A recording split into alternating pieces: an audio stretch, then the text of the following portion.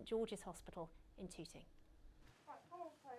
This is a new acute dependency unit at St George's. 15 beds, part of the redesign of this hospital to cope with ever-increasing numbers of COVID patients.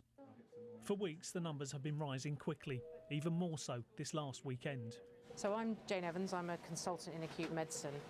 We have had several whole families admitted, some of whom have gone to intensive care, some of whom are here with us. And I think quite a lot of those people haven't been older people, they haven't been people with lots of medical problems, they have been young and fit people who have been themselves shocked at how unwell they've got and how quickly they've become unwell. Growing numbers, though, mean growing pressures on staff. There were many staff back in March who said, I could never do this again. And then here we are facing what seems at the moment to be a worse surge of sort of patients with COVID. And you see people are very tired, very stressed. And that's a real worry to us because we just do have to keep going because we have to be here for the patients. So he can kind of reinforce, help out with the situation. Okay. Hi, my name's Chloe. I am a senior staff nurse on Richmond AMU at St George's Hospital. It's the first Monday after Christmas and New Year's, and it's been one of the worst shifts of my entire life. Intense. I'm looking after many more sick patients than I normally look after. It's just overwhelming, the whole situation. I'm Hannah Packham. I'm the junior sister of the acute dependency unit. Today I'm the nurse in charge. Our colleagues are more like family. You can rant and rave and cry and no one holds it against you. A lot of us. Do you? What? Rant and rave and cry? I personally cry when I get home quite a lot actually at the moment. Sleep, we're suffering with sleep problems. I think a lot of nurses and doctors at the moment as well. You just have to relax on your days off as best you can, ready, prepping yourself to come back again is what I would say. You see the videos of like the anti-COVID people and you just think to yourself, what am I even doing? Does it demoralise you? It demoralises me completely. I've never felt so demoralised in my life.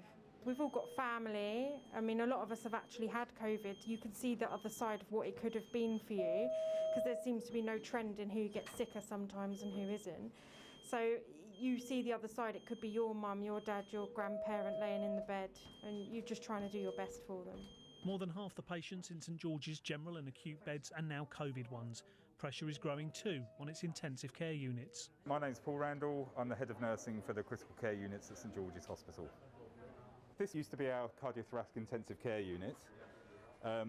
It's 21 beds and for probably since the beginning of December this has been a COVID intensive care unit. Normally this hospital would have 67 intensive care beds. It now has 115. They may have to try to open even more. I'm Dominic Spray, I'm the Clinical Director of Adult Critical Care at St George's Hospital. Till you perhaps come in and see the wards and see the patients, then it hits home. And you see the nurses that are crying after their 12-hour shift and going home exhausted and drained, and then having to pick themselves up to come back in again the next morning. That's when it hits home.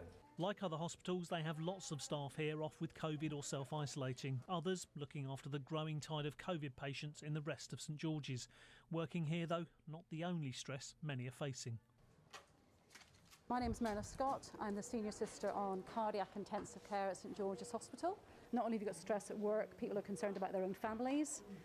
Staff have family members who've lost jobs as well. They have children with all the anxieties about schooling. So the people are coming to work with a lot of other stresses that they wouldn't normally have. And then coming to this environment where, you know, there's a high mortality. We see a lot of death now. There's a lot of end-of-life care we're trying to provide. And that's really, really hard for staff as well. Hard too for staff, they say, are images of people openly breaking lockdown rules. The message from intensive care at St George's? You may not see the effects of it when you're doing that, but we see the effects of it. The nursing staff see the effects of it. We have people in their 40s, their 30s, their 20s on our intensive care unit dying of COVID. We are having to think about whether we do cancer surgery. We're having to postpone cancer surgery because of the number of COVID patients we have in. So even if you don't think you are doing any harm by bending the rules a little, you are. It has a knock-on effect. And we are seeing the knock-on effect here. Well, Frankie McCamley has been following developments today.